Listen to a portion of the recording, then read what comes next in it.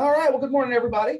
It is 8:20, well, excuse me, it is 8:10 in the AM, May 24th, 2022. We're here for the Energy for Alaska Task Force meeting, where today, for the good of the order, without objection, I thought we'd do a little walkthrough of the draft CEDS.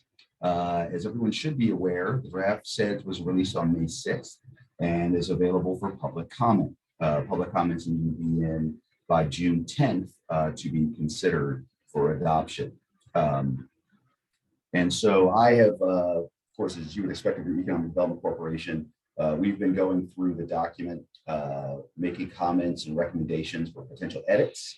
I wanted to offer the task force the chance to go ahead and also review the document to see if we'd like to do some task force comments, particularly those sections that are most in our wheelhouse vis-a-vis this task force, which are things like energy, obviously, but also resources and resource development, things like mining, minerals, things that contribute to energy or use a lot of energy. So I did send out a copy of the CEDS that was amended just to make it a little easier to track, limiting it to those particular sections. Also, amended the document to reorder it just a little bit. The document takes all the action items and moved the detail to the very end of the document. But for review purposes, at least for me, it was easier to track if I moved those action items directly behind the major sections. So I sent that out to the group. And now I've also sent out to the group the sections identical by structure with the preliminary comments of myself and my staff relative to those sections. And I'll go ahead and share screen and we'll begin that walkthrough. I would encourage everyone if you're, well, just know, again, this is supposed to be an interactive and iterative process. So I want you to feel free. I'd like you to avoid using the chat box and just go ahead and feel free to unmute and chime in. And let's just go ahead and have a discussion as we walk through. Is that fair enough? He says to blank space because everyone's still on mute. Fair enough. Thanks, Ramey. Okay, well, let me go ahead and start sharing screen.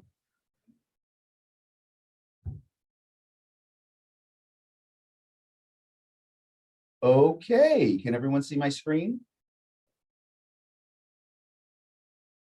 All right. Yes. Excellent. Okay, so as you can see, again, Energy for Alaska Task Force, comment version 1. The perfunctories are right at the top. I will tell you, though, that as you can see, even as far as the second page, part of the discussion when we got the overview, we benefited here at FEDC.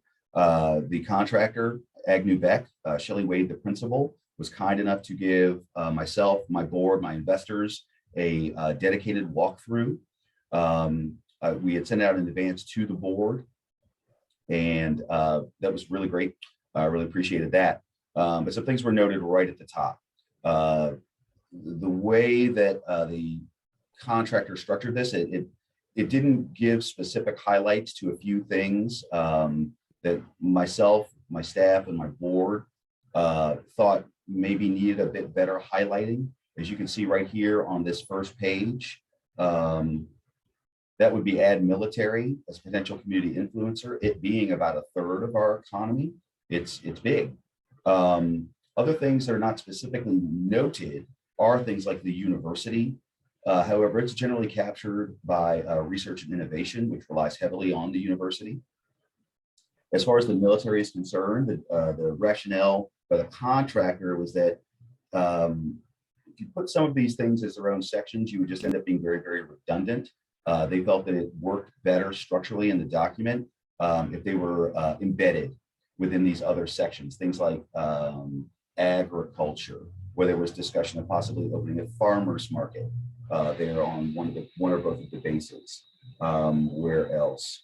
I believe there was some highlighting regarding research and innovation, also in the visitor industry.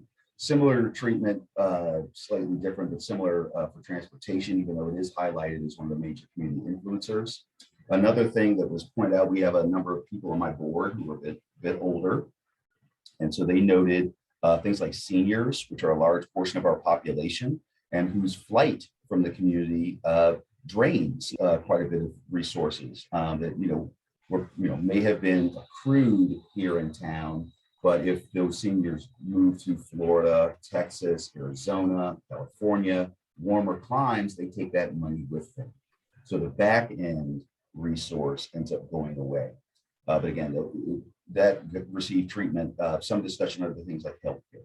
So just know that, again, right up front, the contractor reiterated that a number of things, and that's not to say that they're not very, very important, but they're embedded within the document, but still folks felt like they should be highlighted perhaps a little bit better. We can discuss that more near detail. We all tracking? Yep. Okay. All right, so why don't we jump right in? I will tell you, I personally did not spend a huge amount of time working on the SWOT section. Not that also that's not important, but I tended to jump right into the meat and potatoes, which were the things like the objectives, the action, strategies, and actions. However, you all have had some time to soak on the document. Has anyone, as they've been going through it, seen anything that you believe might have been missing within the SWOT for energy? I would look to you, Ms. Bailey. Knowing how heavily, you are part of GDEA. Generally speaking, I thought they did a pretty good job of capturing a lot of the things we just do discuss and have discussed around town and at the table here at the Energy Task Force. Ms. Bailey, I saw you took yourself off mute, please. Sorry, I'm on my phone and I'm trying to maneuver this. So I haven't looked in too much depth at this section. I can look at it more. I don't think I can offer comments on it right now, but I know we've shared it with our staff and we were involved with the section, but I can't even pull up the screen on my phone right now. Okay, that's fine. Well, I'll tell you what, I'll just move down to the stuff that I personally first noticed as I was going through the document. As far as the energy objectives, I thought they were sound. Interior Alaska will have access to low-cost energy through its diversified, sustainable, reliable energy portfolio. That captures a bunch, both on the conventional and the alternative or green side. The second major objective being the Interior Alaska will be a hub for piloting innovative solutions to unique cold climate energy challenges. That's a long, very long running goal and enterprise. I can tell you way back when there was a discussion between Jim Dotson and Jim Whitaker when he was mayor about starting something called the Alaska, what was it? I want to say it was the Alaska Sustainable Energy Center.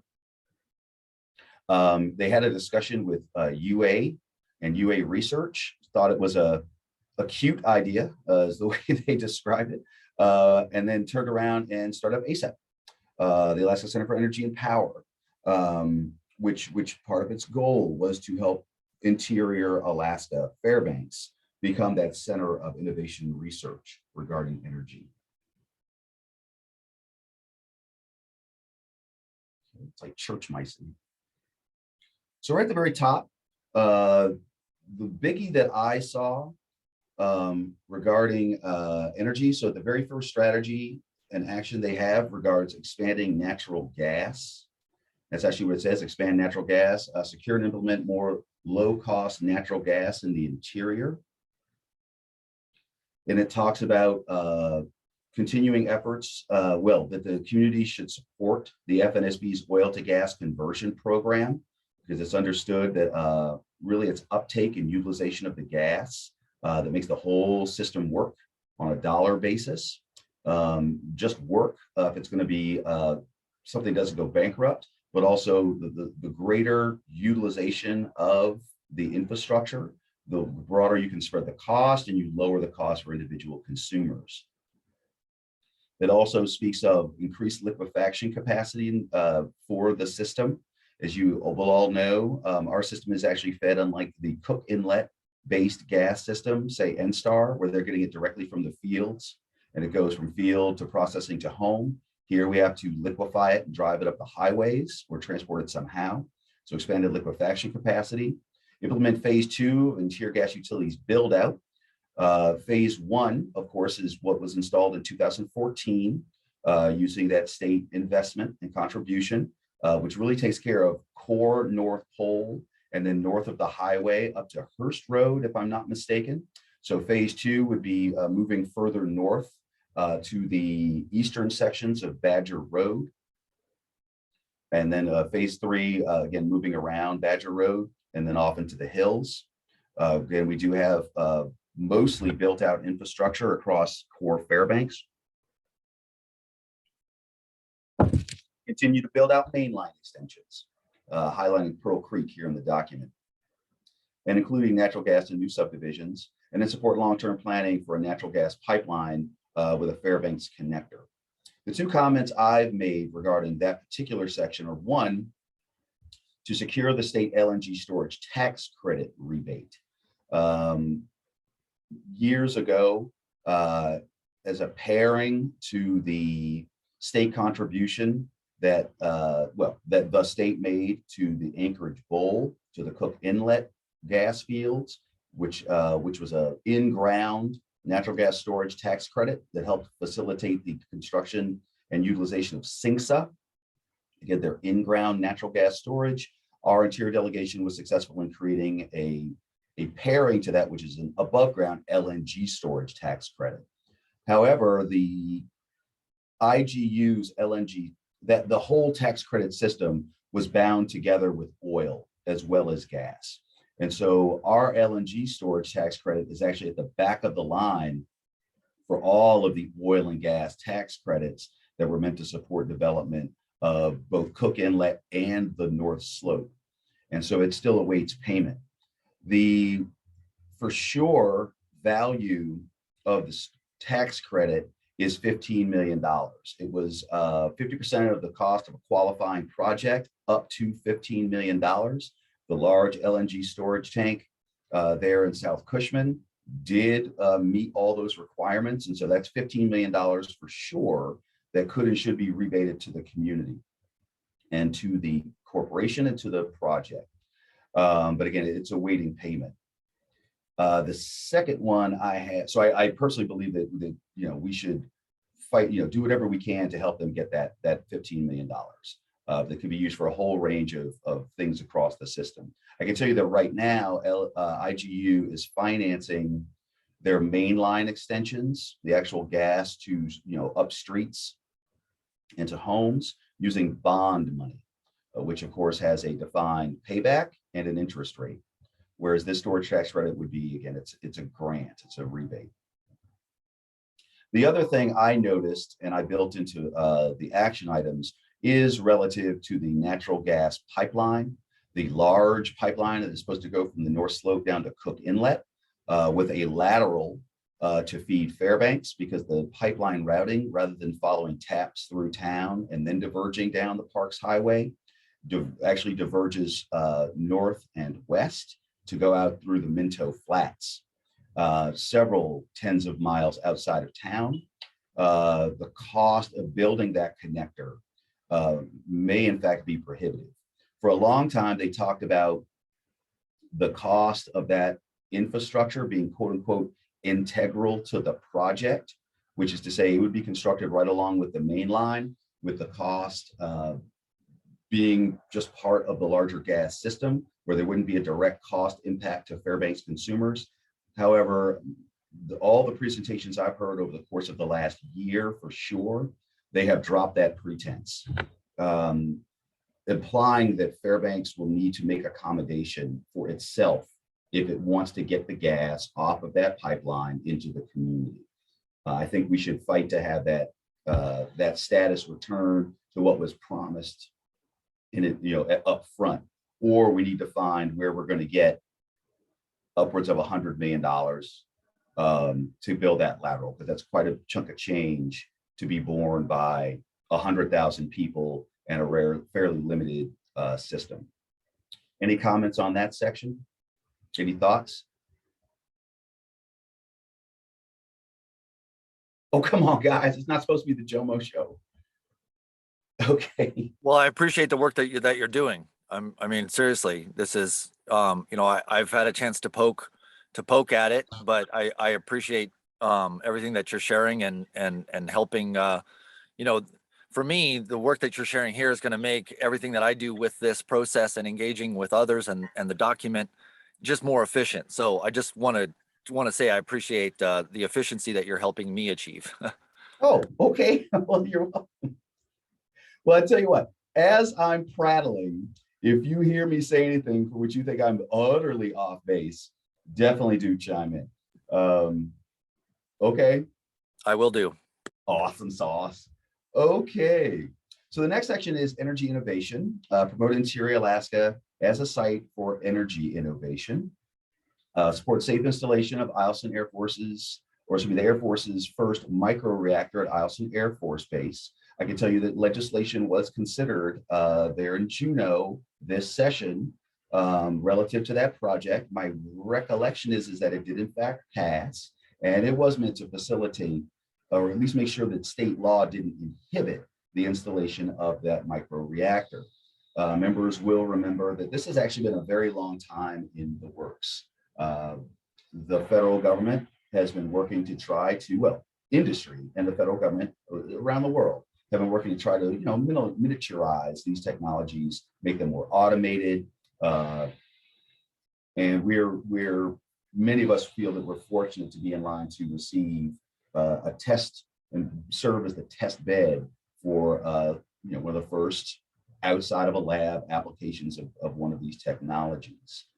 So that is moving forward. I don't know what the exact status is at this time. I can, though, we'll circle around and see if we can get Gwen Holdman to come in and give us an update. However, there is a working group on this subject that is open to the public. And I believe if you go to the ACEP website, that's the Alaska Center for Energy and Power off of UAF, you can go ahead and join that group so you can be part of those discussions and receive those regular updates. Support microgrid research and development. Let's see, support other pilot projects that advance and test new energy technologies in the interior, expand weatherization and energy efficiency initiatives. I'll get back to that one if you don't mind. Invest in electric vehicle charging infrastructure. Again, right in your wheelhouse, Ms. Bailey, and Rick Solar, if he was on over at GVEA.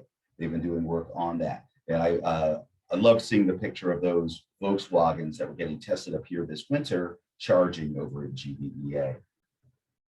Explore and invest in carbon capture reduction technologies, and support research and implementation of value-added uses of energy sources, such as coal and waste heat. So going back to D, expand weatherization and energy efficiency initiatives.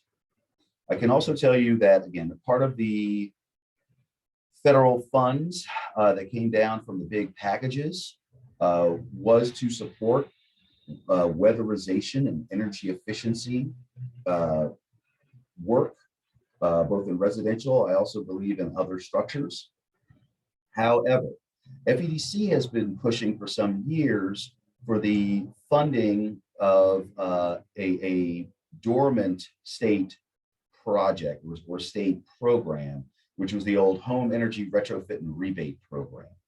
The federal weatherization programs, generally speaking, are prioritized, they're stratified and prioritized, which is to say they tend to give highest priority to performing weatherization and energy efficiency upgrades on structures owned by or being inhabited by seniors, lower income or income challenged people, income challenged families. So people who are, again, are older or income challenged, where the energy retrofit and rebate program was open to all homeowners, regardless of their income or status. It did require that the homeowner perform a number of steps, including getting an energy rating, that they self-finance work relative to that energy rating, and the value of the rebate would be based on, I believe, 50% of qualifying costs, and based on the positive change in your energy rating because you got a second energy rating once the work was complete. But in any case, the fact that it was open to all homeowners gave a broader benefit. And that was a very good program. It was highly utilized across the state and in this community, helped a lot of homeowners reduce their energy costs and use less energy.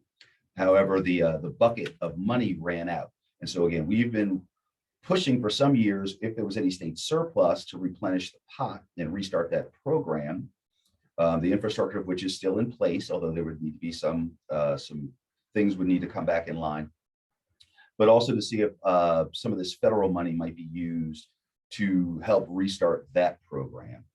Again, the one that was just open to all homeowners. Any thoughts? Okay. And I guess I should maybe put that note in there because it's people have, and I found this in the legislature, people get confused. They think just putting money into, say, AHFC's weatherization program does the same thing the old energy rebate program did, and it does not. It is a distinction with a difference. And so I may, in fact, I'll add that note. Does anyone object if I add that note? Jomo, this is Kristen Kelly, and I'd really like you to put that note in there because I remember that program.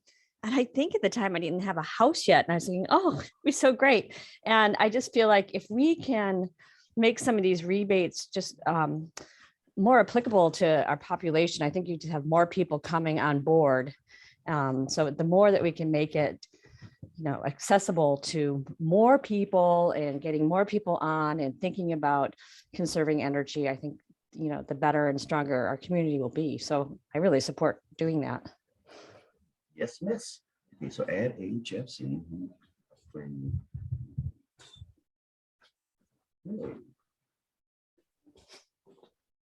Thank you. Okay, so there's one. Let's see. Support and implement value added.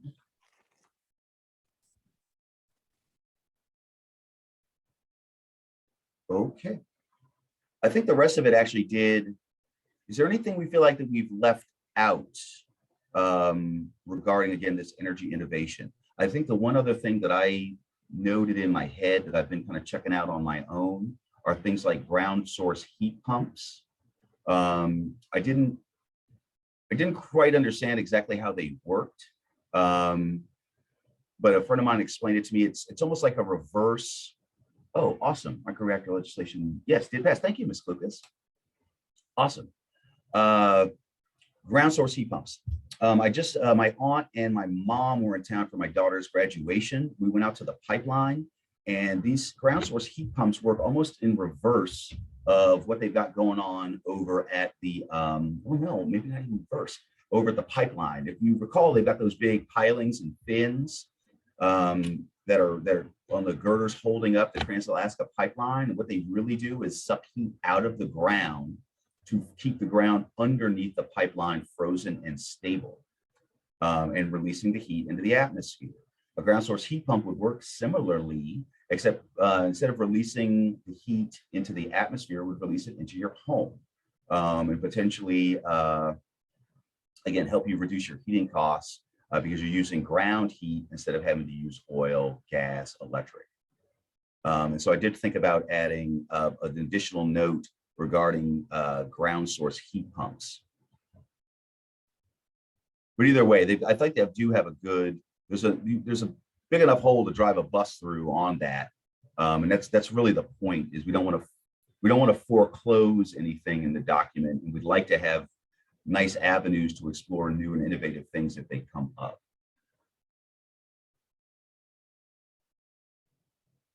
Okay.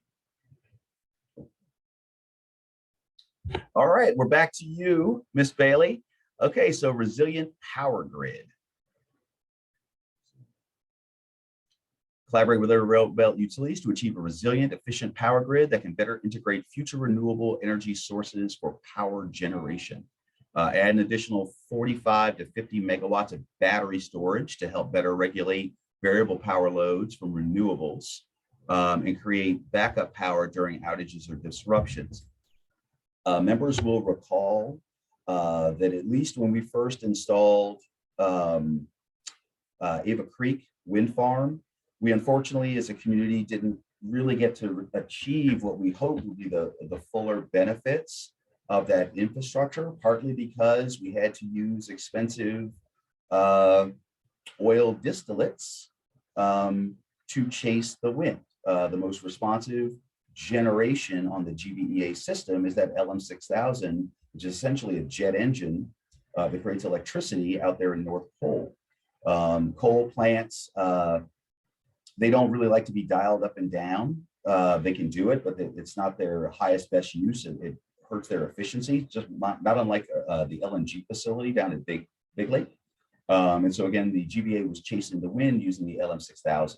But again, when the cost of oil was very high as it is right now, it really hurts the economics of that wind. And so having some kind of battery, either a chemical battery or physical battery that could be used to better regulate that would be of benefit.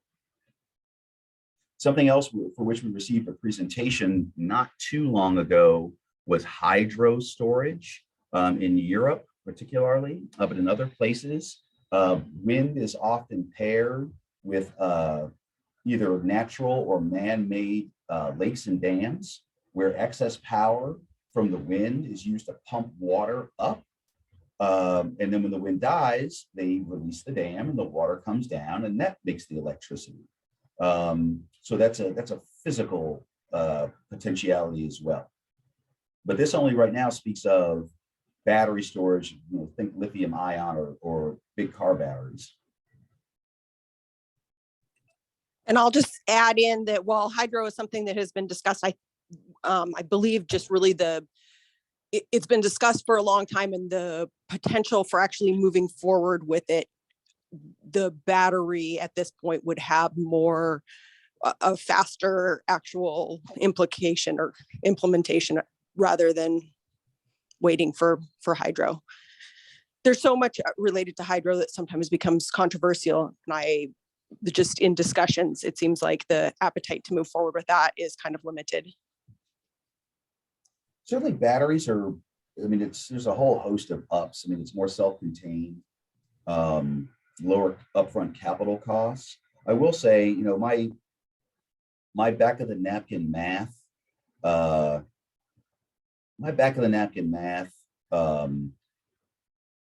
if we had the money to do it, a large scale hydro project like the Susitna Dam that could serve as that giant hydro backup for wind and solar across the entire rail belt would be more efficient and less costly all in. The cost of building one big dam as opposed to dozens of smaller dams, as well as the challenge of regulating all of those individual systems. That's kind of why we're building this or putting together this rail belt energy consortium. But again, for certainly for the protecting our local fief, our local service area, a better upgraded battery backup does seem to make some sense. But that is, again, that's something we should consider. I will tell you that I did send a letter over to John Burns over at GBA. I've been working with a friend on a proposal of how you might actually build a Susitna Dam.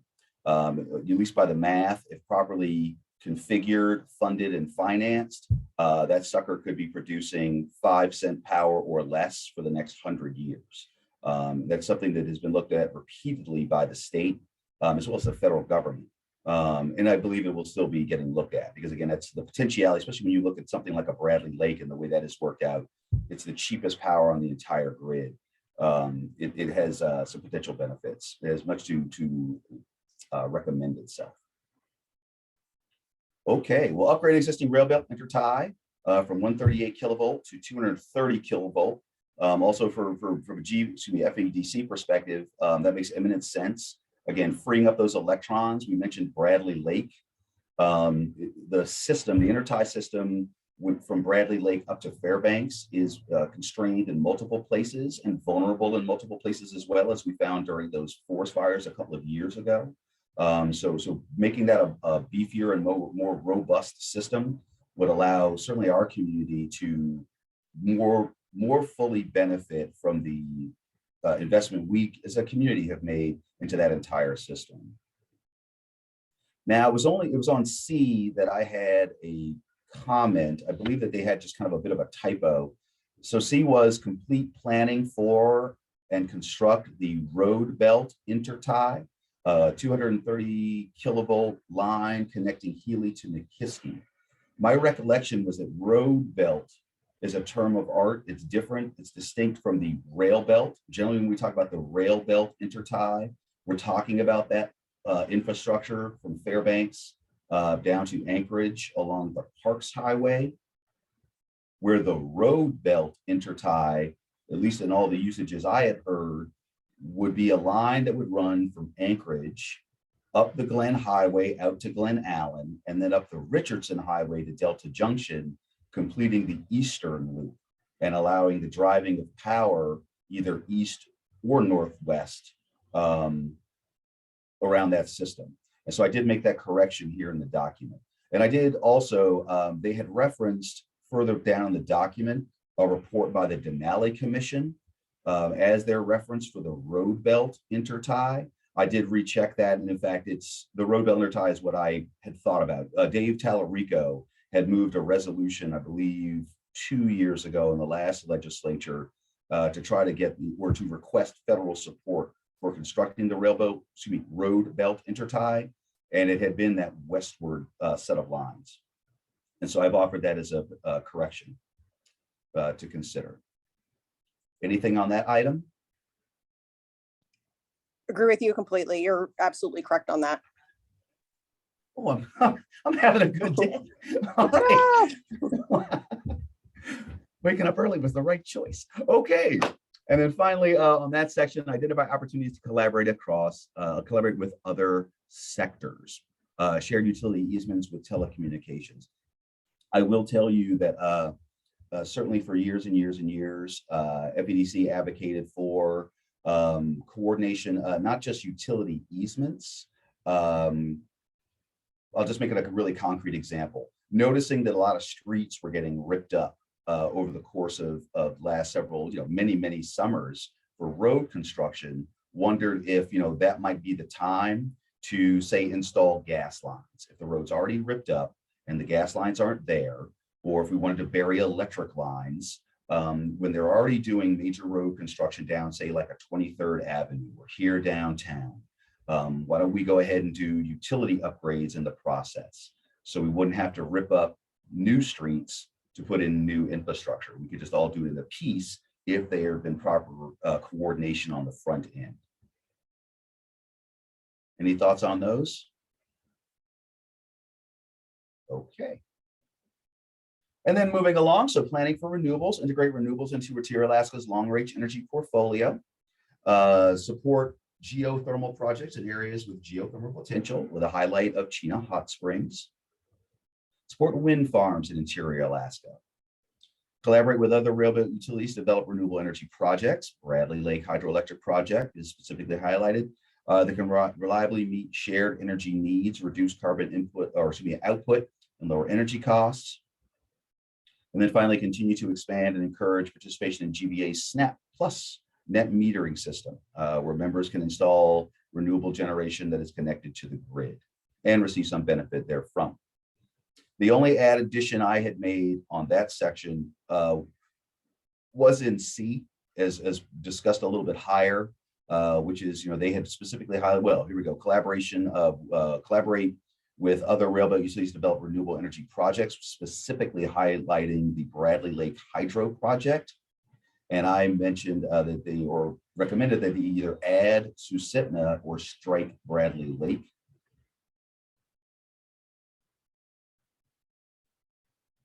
Any other thoughts on that section?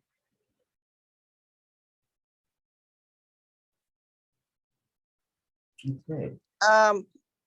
Just looking, well, I think it's That's who's sitting her.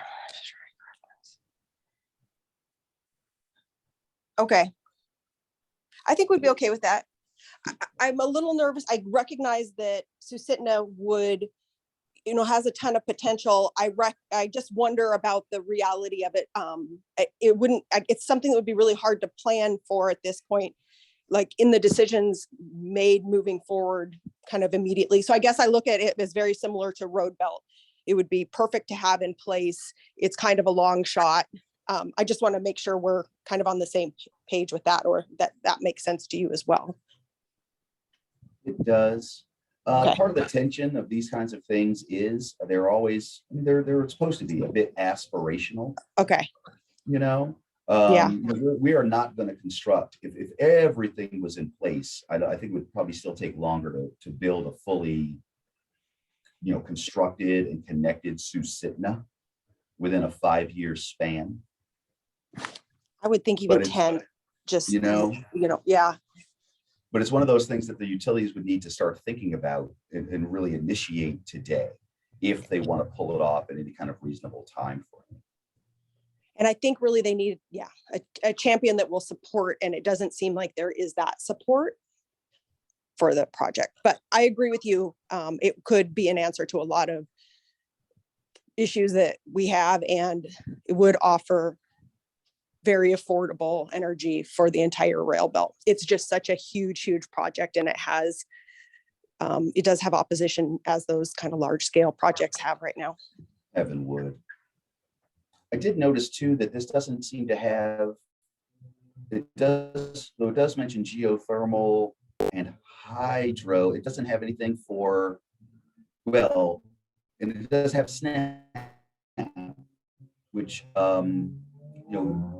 really is based on residential solar. I think I will actually add that as a note without objection.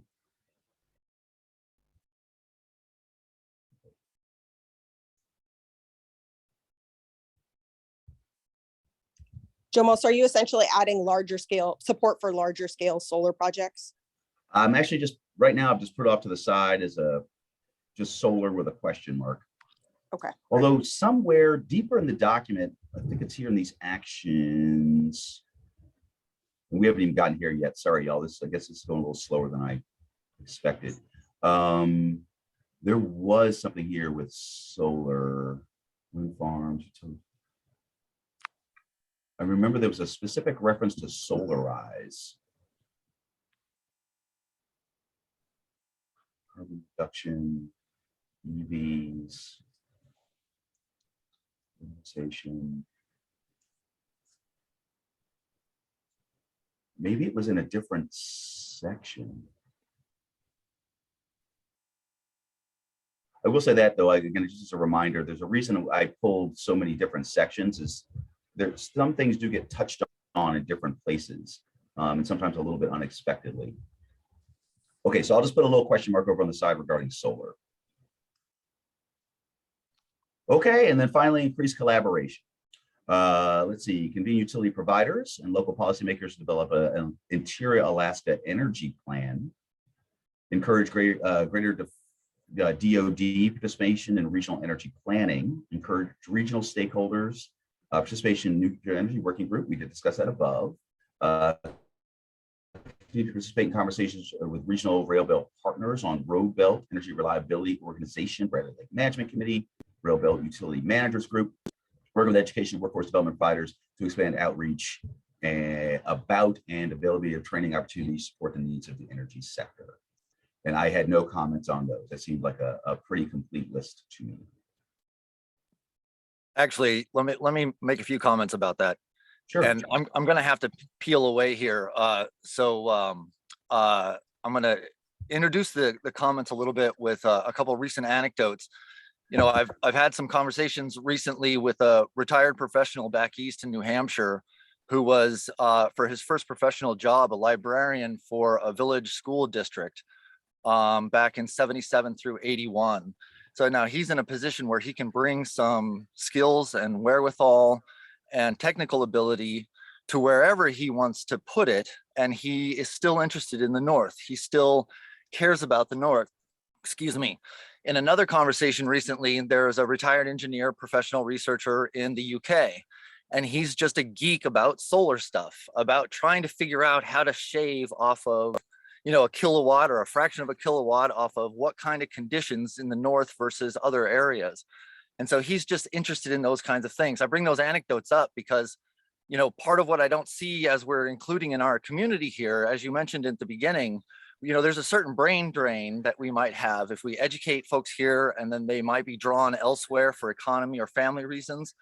But what we're doing here over time, over a generation or two or three, to invest in ourselves, most of us have come from elsewhere too. So what we're doing to reinvest in what we've done and are doing here includes the fact that we are the last frontier, that we're the Golden Heart City, that we are a place in people's imagination all over the world.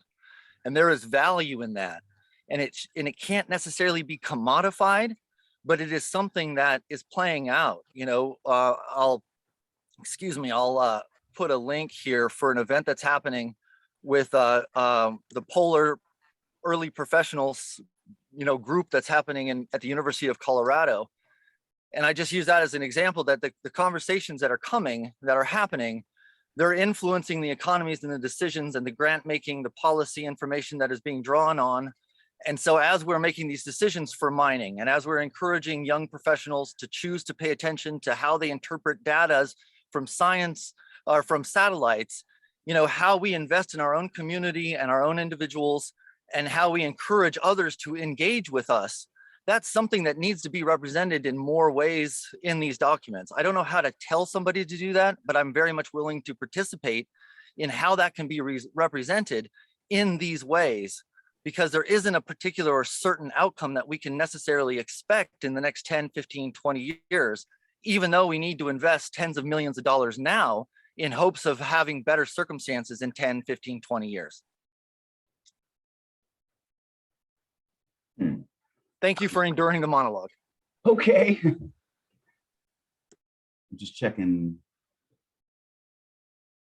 And I might also just point out, China has been investing in the Arctic for a while, and they have 1 billion people plus, and they're not an Arctic country.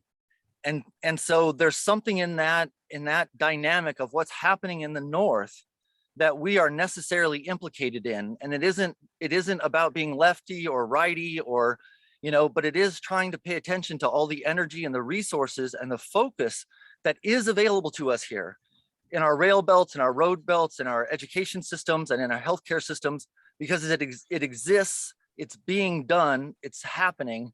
And so we might as well figure out how to incorporate it in these plans and in these conversations. As uncomfortable as it might be, I think it is vital that we do it. Okay, fair enough. Ms. Kelly, I see you taking yourself off mute. Oh, I was just gonna suggest adding on to Ramey's comment.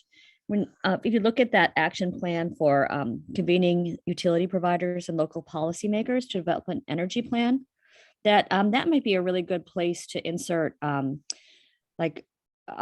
researchers from UAF, like to look for like what Ramey's talking about, like look to the future and look for some of these people that are innovators in the Arctic and include them in making a plan. Okay, well, that's a really good segue.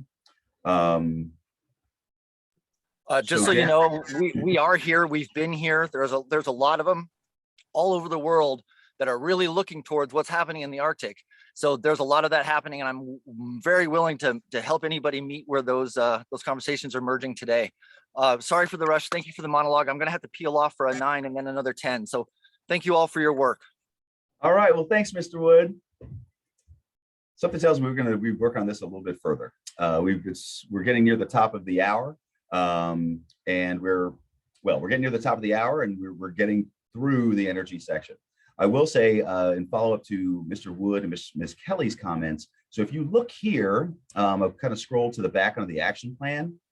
So the next thing is the more detailed action plans and who should be champions, who will work and support as we try to move any one of these actions forward. And so I've zoomed in now relative to collaboration on an Interior Alaska energy plan. The lead from the contractor was just AEA, but who else should be playing in that sandbox and joining in those discussions? You have the utilities, the FNSB, UAF, DOD, FEDC, and I'm not, I think that's Fairbanks Climate Action Coalition. So is there anyone else we feel like should be part of those discussions? That covers many of the larger groups. I think of the, I've got the Monday Lunch Bunch, that at least they used to be the Monday Lunch Bunch that would convene over at Raven Landing with more of a renewable energy focus.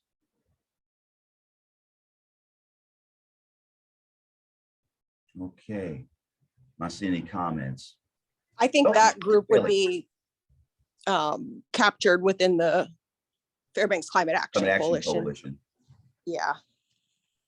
Yeah, I was gonna say, I don't know if they have official title beyond Monday Lunch Bunch. Yeah. All right. Well, guys, it's 8:56. Do we want to see if do we have time to move through the action section really quick, or do we want to go ahead and put this on hold for further discussion next week? I have a 9 o'clock, so I would prefer if we were able to put that on hold until next week. Okay. Well, I tell you what, just for your own edification, again, if you notice that really these strategy and action items are generally replicated when you actually get down into the action plan. It relists them. Really, the process here is identifying, we're giving a little more granularity on if you were going to go ahead and use energy plan again. If you were going to try to put together an Interior Alaska energy plan, whom should participate in that process?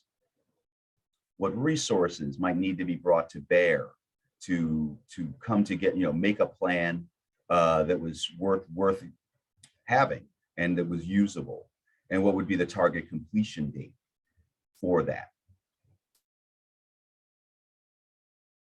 And so, yes. So you'll see that most of the notes have been tried to go ahead and include them, replicate them down in the action plan. But again, do please give another eye. You'll see I did send out everyone my starter draft document. I'll go ahead and, because we've made a couple of changes, I'll go ahead and send this out when I send the recap of this meeting with the recording. I'll see if I can attach again the document so everyone will have the benefit, but look for the stuff that's in red, because those are the things that I've proposed and my staff have proposed. And these are the things we'd like you to go ahead and weigh on and again, check our math. Is that okay? All right. Sounds great, Jomo. Thank you. Super. Okay, well, I'm gonna go ahead and save.